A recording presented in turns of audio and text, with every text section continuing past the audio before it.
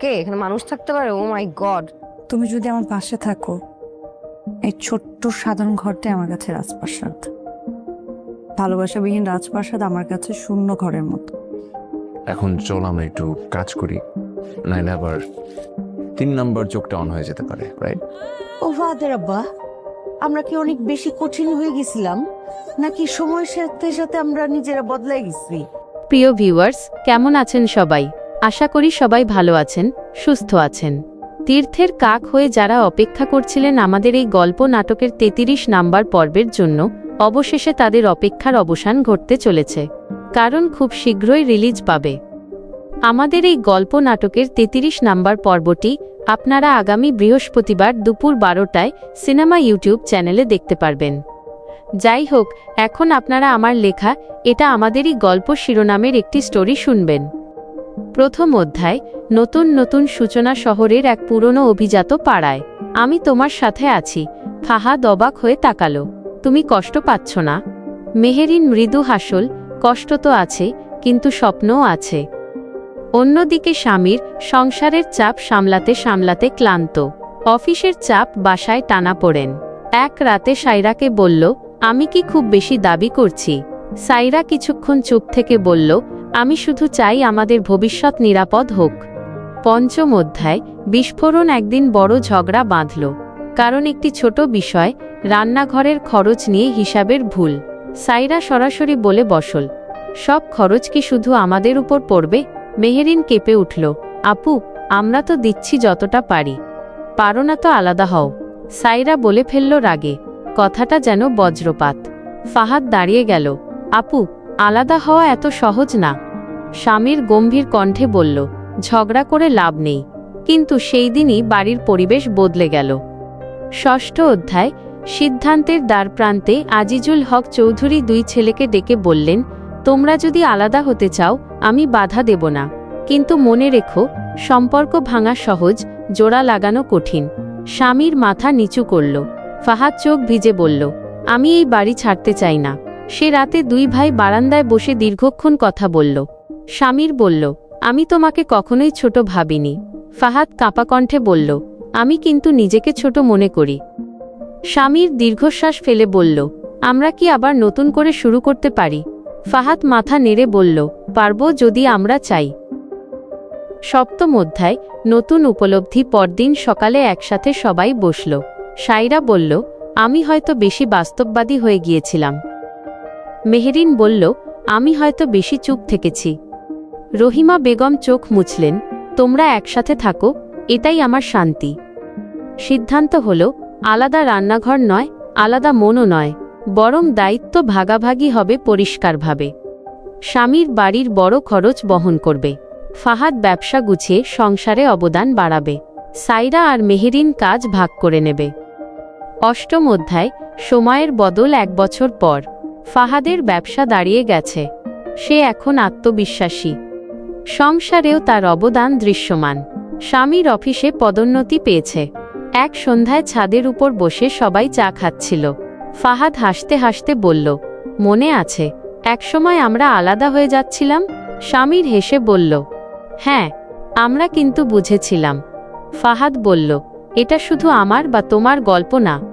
মেহেরিন মৃদু কণ্ঠে বলল, এটা আমাদেরই গল্প। সাইরা মাথা নেড়ে বলল, হ্যাঁ, ভুল ভ্রান্তি, কষ্ট, ভালোবাসা, সব মিলিয়েই তো সংসার। আজিজুল চৌধুরী আকাশের দিকে তাকালেন। পরিবার মানে শুধু একই ছাদের নিচে থাকা না, পরিবার মানে একে অন্যকে জায়গা দেওয়া। রহিমা বেগম ধীরে বললেন, যতদিন তোমরা একসাথে থাকবে, ততদিনই এই বাড়ি বেঁচে থাকবে। কদম গাছের পাতা নড়ে উঠল হালকা বাতাসে। চৌধুরী বাড়ি আবার শান্ত, কিন্তু এই শান্তি এসেছে লড়াই পেরিয়ে। কারণ এটা শুধু ফাহাদের গল্প না, এটা শুধু স্বামীরের গল্প না, এটা শুধু সাইরা বা মেহেরিনেরও গল্প না, এটা আমাদেরই গল্প। নবম অধ্যায়, অদৃশ্য চাপ। সময়ের সাথে সাথে সংসার শান্ত হলেও ভেতরের চাপ পুরোপুরি মিলিয়ে যায়নি। মানুষ তো যন্ত্র নয়, তার ভেতরে ভয়, অনিশ্চয়তা, অহংকার, স্বপ্ন সব একসাথে বাস করে। ফাহাদের ব্যবসা এখন ভালো চলছে, কিন্তু সফলতার সাথে সাথে এসেছে নতুন বাস্তবতা। রাত জেগে কাজ, মিটিং, ডেলিভারি, সব মিলিয়ে এখন সে আগের মতো সময় দিতে পারে না। এক রাতে মেহেরিন বলল, তুমি এখন আগের মতো কথা বলো না। ফাহাদ ক্লান্ত চোখে তাকালো, কাজের চাপটা একটু বেশি। কাজ থাকবে, কিন্তু সম্পর্ক? মেহেরিনের কণ্ঠে অভিযোগ নয়, ছিল ভয়। ফাহাদ বুঝতে পারল, সংসারের সমস্যা শুধু অর্থনৈতিক নয়, মানসিকও। অন্যদিকে স্বামীর অফিসের চাপ নিয়ে লড়ছে। পদোন্নতির পর দায়িত্ব বেড়েছে। সে এখন বাড়িতে এলেও ফোনে ব্যস্ত থাকে। সাইরা মাঝে মাঝে বিরক্ত হয়ে বলে, তুমি কি বাসায় এসেও অফিসে থাকো? স্বামীর হালকা হেসে উড়িয়ে দিল, কিন্তু ভেতরে সে ক্লান্ত। চৌধুরী বাড়ির ভেতরে আবার এক ধরনের অদৃশ্য দূরত্ব তৈরি হতে শুরু করল। 10ম অধ্যায়। নতুন অতিথি। হঠাৎ একদিন খবর এলো, মেহেরিন মা হতে চলেছে। সংবাদটা শুনে পুরো বাড়ি আনন্দে ভরে উঠল। রহিমা বেগম সেজদায় পড়ে আল্লাহর শুকরিয়া আদায় করলেন। আজিজুল চৌধুরীর চোখে পানি। সাইরা মেহেরিনকে জড়িয়ে ধরল, তুমি সাবধানে থাকবে। ফাহাদ যেন নতুন আলো পেল। সে মেহেরিনের প্রতি আরও যত্নশীল হয়ে উঠল। কিন্তু এই আনন্দের মাঝেও এক ধরনের সূক্ষ্ম পরিবর্তন এল। সাইরার মুখে হাসি থাকলেও তার ভেতরে কোথাও একটা শূন্যতা। বিয়ে হয়ে 7 বছর হয়ে গেছে, কিন্তু সন্তান হয়নি। এক রাতে সে একা বারান্দায় দাঁড়িয়েছিল। স্বামীর এসে পাশে দাঁড়ালো। তুমি খুশি না? স্বামীর প্রশ্ন করল। সাইরা হেসে বলল, খুশি তো, কিন্তু কখনো কখনো নিজের জন্যও কষ্ট হয়। স্বামীর তার হাত ধরল। আমরা চেষ্টা করব, ডাক্তার দেখাবো। সেই রাতটা দুজনের জন্যই ছিল নীরব প্রতিজ্ঞার রাত। 11 অধ্যায়। ভুল বোঝাবুঝির ছায়া। মেহেরিনের শরীর খারাপ থাকায় এখন রান্নাঘরের বেশিরভাগ দায়িত্ব সাইরার উপর। প্রথমে সে স্বাভাবিকভাবেই ছিল, কিন্তু ধীরে ধীরে ক্লান্তি বাড়তে থাকল। একদিন দুপুরে সাইরা রেগে বলল, সব কাজ কি আমাকেই করতে হবে? মেহেরিন লজ্জিত কণ্ঠে বলল, আমি চেষ্টা করি, কিন্তু শরীরটা সাপোর্ট দেয় না। ফাহাদ বিষয়টা শুনে বলল, আপু, আমি একজন কাজের লোক রাখার ব্যবস্থা করি। সাইরা একটু চুপ করে বলল, আমার কথা কি এতদিন পরে মনে হলো? কথাটা সরাসরি অভিযোগ না হলেও আঘাত ছিল। সামির পরে ফাহাদকে বলল, তোমার আগে বুঝতে পারা উচিত ছিল। ফাহাদ মাথা নিচু করল। সে বুঝল, দায়িত্ব শুধু অর্থ দিয়ে মাপা যায় না। 12 অধ্যায়। এক রাতের সত্য। এক রাতে রহিমা বেগম হঠাৎ অসুস্থ হয়ে পড়লেন আবারও। হাসপাতালে দৌড়াদৌড়ি। এইবার পরিস্থিতি একটু গুরুতর। ডাক্তার বললেন হার্টের সামান্য ব্লক আছে, নিয়মিত চিকিৎসা দরকার।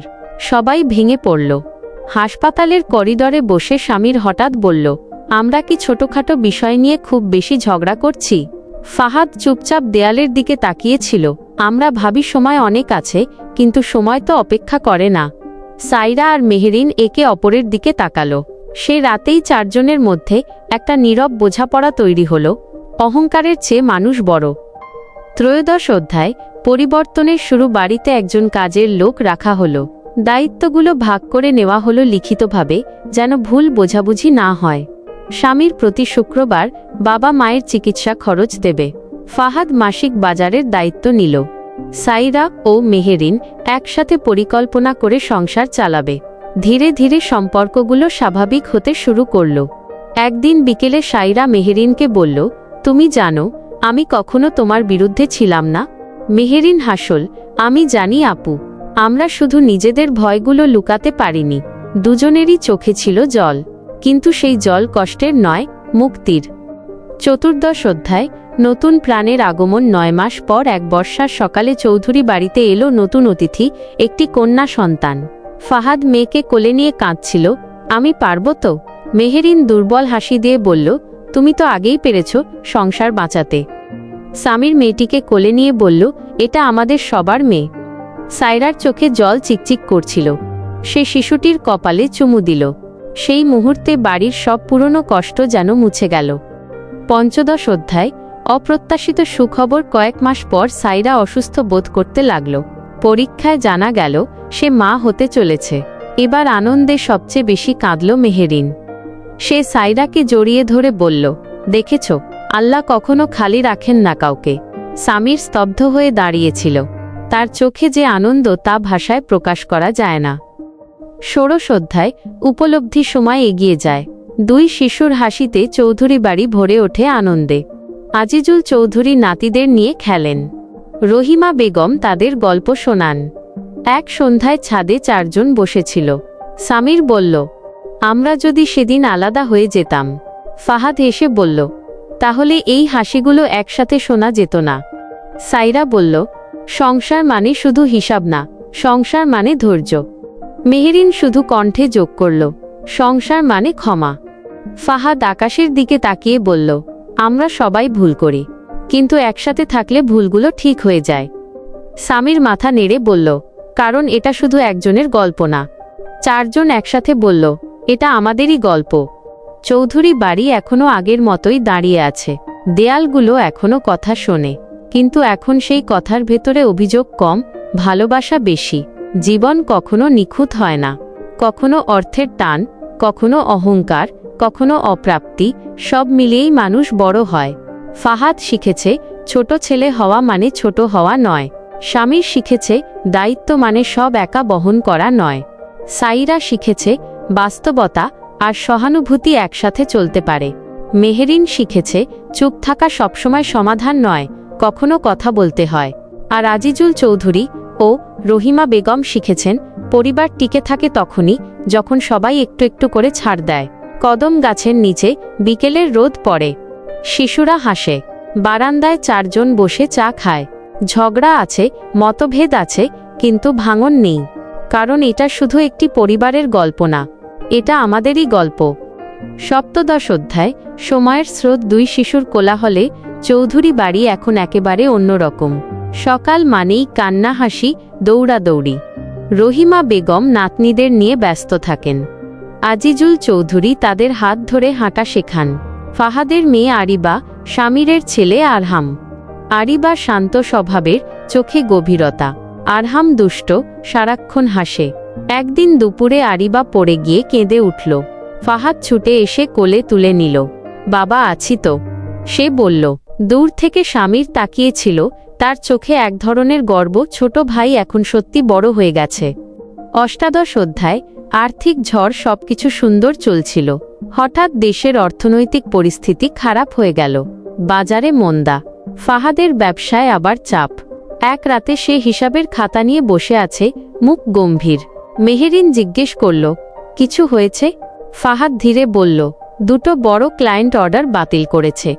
মেহেরিন কিছুক্ষণ চুপ থেকে বলল, তুমি আগেও লড়েছ, এবারও পারবে, কিন্তু এবার পরিস্থিতি কঠিন। স্বামীর বিষয়টা জানতে পেরে বলল, কিছু দরকার হলে আমাকে বলো। ফাহাদ মাথা নেড়ে বলল, আমি সামলে নেব। স্বামীর কাঁপা গলায় বলল, আমরা কি আলাদা মানুষ? এই একটা বাক্য ফাহাদের ভেতরের জেদ ভেঙে দিল। 49 অধ্যায়। আত্মসম্মান বনাম একতা। ফাহাদ চায় না কেউ ভাবুক সে দুর্বল, কিন্তু সংসার মানে তো একে অপরের উপর ভরসা করা। এক রাতে 2 ভাই ছাদে বসেছিল। স্বামীর বলল, তুমি কি জানো, ছোটবেলায় তুমি পড়ে গেলে আমি আগে দৌড়ে যেতাম। ফাহাদ হেসে বলল, এখনো যাও? তাহলে আমাকে যেতে দাও। স্বামীর বলল শান্তভাবে। পরদিন স্বামীর তার কিছু সঞ্চয় ফাহাদের হাতে দিল। ঋণ নয়, এটা ভরসা। ফাহাদের চোখ ভিজে উঠল। 20 অধ্যায়। সাইরা ও মেহেরিন। এই সময়টায় সাইরা এগিয়ে এলো অন্যভাবে। সে মেহেরিনকে বলল, আমরা চাইলে ছোটখাটো একটা হোম বেকারি শুরু করতে পারি, তুমি তো ভালো রান্না করো। মেহেরিন অবাক, আপু তুমি? সাইরা হাসল, সংসার শুধু পুরুষদের কাঁধে না। 2 বউ মিলে ছোট উদ্যোগ শুরু করল, অনলাইনে কেক, পিঠা, নাস্তা বিক্রি। শুরুটা ছোট ছিল, কিন্তু সারা ভালো। রহিমা বেগম বললেন, দেখেছ, মেয়েরা চাইলে সংসার বদলে দিতে পারে। 21 অধ্যায়। সামাজিক আঘাত। পাড়ায় কিছু লোক ফিসফাস শুরু করল, 2 ভাই একসাথে থাকে কেন? এত ঝামেলা হয় না? একদিন বাজারে ফাহাদ শুনে ফেলল, কেউ বলছে এরা বেশি দিন একসাথে থাকবে না। সেই রাতে ফাহাদ চুপচাপ ছিল। মেহেরিন জিজ্ঞেস করল, কি ভাবছ? ফাহাদ বলল, মানুষ কেন ভাঙন দেখতে চায়? মেহেরিন শান্ত গলায় বলল, কারণ তারা একতা বোঝে না। 22 অধ্যায়। বাবার কথা। আজিজুল চৌধুরী একদিন 2 ছেলেকে ডাকলেন। তোমরা জানো, আমি আর তোমাদের মা কখনো আলাদা থাকার কথা ভাবিনি। কষ্ট ছিল, কিন্তু আমরা ছাড় দিতাম। স্বামীর বলল, বাবা আমরা চেষ্টা করছি। আজিজ চৌধুরী ধীরে বললেন, চেষ্টা না, অভ্যাস করো, একে অন্যকে বুঝে নেওয়ার অভ্যাস। ফাহাদ মনে মনে ভাবল, এই বাড়ির আসল শক্তি এই মানুষটাই। ত্রয়োবিংশ অধ্যায়, হারানোর ভয়। হঠাৎ একদিন আজিজুল চৌধুরী স্ট্রোক করলেন। সবাই হাসপাতালে। ডাক্তার বললেন পরিস্থিতি সংকটজনক। সেই মুহূর্তে চারজন একে অপরের হাত ধরল। সামির বলল, আমরা একসাথে আছি। ফাহাদ ফিসফিস করে বলল, বাবা ছাড়া এই বাড়ি কল্পনা করতে পারি না। কয়েকদিনের লড়াইয়ের পর তিনি সুস্থ হলেন, তবে দুর্বল হয়ে গেলেন অনেক। বাড়ি ফিরে তিনি বললেন, আমি বেঁচে থাকব না একদিন, কিন্তু তোমরা একসাথে থাকলে আমি বেঁচে থাকব তোমাদের মধ্যে। সবাই কেঁদে ফেলল। চতুর্বিংশ অধ্যায়, নতুন সংজ্ঞা। সময় ধীরে স্বাভাবিক হল। ফাহাদের ব্যবসা ঘুরে দাঁড়াল। সাইরা মেহেরিনের হোম বেকারি জনপ্রিয় হল। সামির অফিসে আরও প্রতিষ্ঠিত। কিন্তু এবার তাদের দৃষ্টিভঙ্গি বদলে গেছে। এক সন্ধ্যায় আরিবা আর আরহাম খেলছে উঠোনে। ফাহাদ বলল, আমাদের পরের প্রজন্ম কি শিখবে? সামির বলল, শিখবে সংসার মানে প্রতিযোগিতা না। সাইরা যোগ করল, সংসার মানে সহযোগিতা। মেহেরিন হাসল, সংসার মানে ভালোবাসার দায়িত্ব। পঞ্চবিংশ অধ্যায়, এক স্বীকারোক্তি। এক রাতে সাইরা মেহেরিনকে বলল, আমি একসময় তোমাকে প্রতিদ্বন্দ্বী ভাবতাম। মেহেরিন অবাক হয়ে তাকালো। সাইরা বলল, ভাবতাম তুমি এলে আমার জায়গা কমে যাবে। মেহেরিন মৃদু হেসে বলল, আমি ভাবতাম তুমি আমাকে কখনো আপন করবে না। দুজনেই হেসে বলল, ভয়গুলো মুখে বললেই ছোট হয়ে যায়। ষট্বিংশ অধ্যায়, উত্তরাধিকার। আজিজুল চৌধুরী একদিন উইল করলেন, কিন্তু সেখানে সম্পত্তির চেয়ে বড় কথা লিখলেন, আমার আসল সম্পদ আমার দুই ছেলে, তারা যেন একসাথে থাকে। ফাহাদ বলল, বাবা, আমরা প্রতিশ্রুতি দিচ্ছি। সামির বলল, এই বাড়ি ভাঙব না। সপ্তবিংশ অধ্যায়, উপলব্ধির শেষ কথা। বছর কেটে গেল, শিশুরা বড় হয়ে গেল। বাড়ির দেয়ালে নতুন রং হল, কিন্তু সম্পর্কের রং আগের চেয়ে গভীর হল। একদিন পারিবারিক ছবি তোলা হচ্ছিল। ফটোগ্রাফার বলল, সবাই একটু কাছে আসুন। চারজন একে অন্যের দিকে তাকিয়ে এগিয়ে এল। ক্যামেরার ফ্ল্যাশের মুহূর্তে ফাহাদ মনে মনে বলল, সংসার মানে শুধু একই ছাদের নিচে থাকা না। সংসার মানে একই স্বপ্ন দেখা। সংসার মানে ভুল হলে পাশে থাকা। সংসার মানে আমি না, আমরা। দেয়ালে ছবিটা টাঙানো হলো। নিচে ছোট করে লেখা, এটা আমাদেরই গল্প। চৌধুরী বাড়ির কদম গাছ আজও দাঁড়িয়ে আছে, বাতাসে তার পাতা দোলে। সময় বদলায়, মানুষ বদলায়, কিন্তু মূল্যবোধ টিকে থাকে। ফাহাদ জানে সে শুধু ছোট ছেলে না। স্বামীর জানে সে একা বড় না। সাইরা জানে ভালোবাসা ভাগ করলে কমে না। মেহেরিন জানে ধৈর্যই সংসারের সবচেয়ে বড় শক্তি।